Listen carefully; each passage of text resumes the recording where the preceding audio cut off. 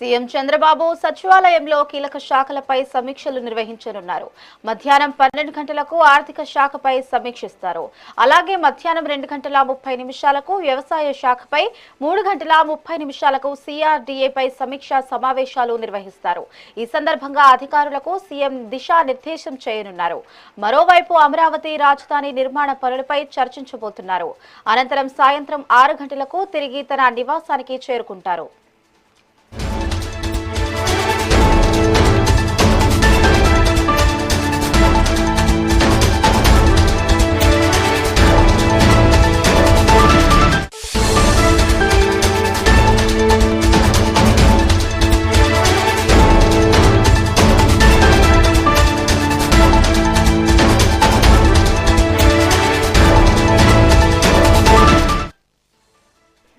CM Chandrababu సచివాలయంలో కీలక శాఖలపై సమీక్షలు నిర్వహించనున్నారు.